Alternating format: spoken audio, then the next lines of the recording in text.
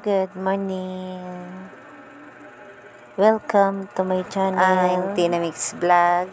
For today's video ay nandito po ako ngayon kay Diwata Overload Paris.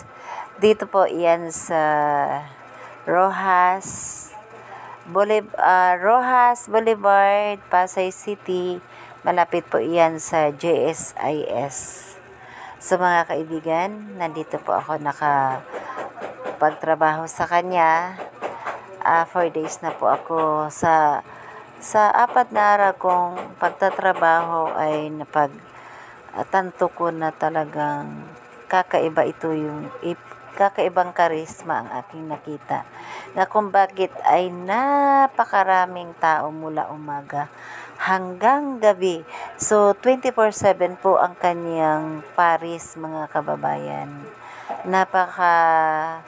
Napaka-famous at napaka-viral itong ating Diwata, na kung saan ay kilala siya sa Diwata Overload Paris. Pinipilahan po ito ng mga tao na kung saan galing, pumunta lang dito para kumain ng kaniyang napakasarap na Overload Paris.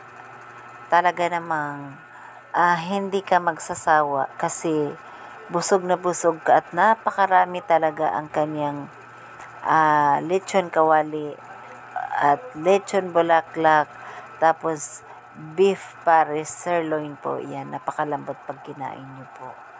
Tapos yung kaniyang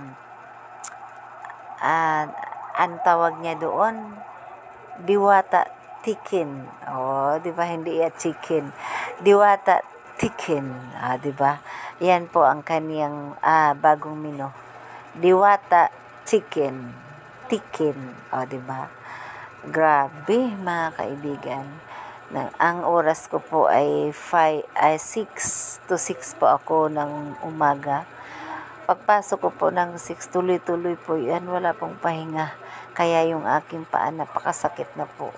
Ang out po namin minsan 6:30, minsan 6 pinapa-out na po kami. Pero alam mo ba, sa umaga pila na po yan, napakahaba. Ang mga pulis, ang mga marines, lahat ng mga empleyado na mga may position ay doon po pumupunta para pagsaluhan ang kaniyang overload ng mga pagkain. So overload, unli pa talaga. Kasi lahat ng unli nandoon, mga kababayan. Grabe, subukan nyo po pumunta doon. Totoo lang, unli kain, unli sabaw, unli rice, o unli parking pa.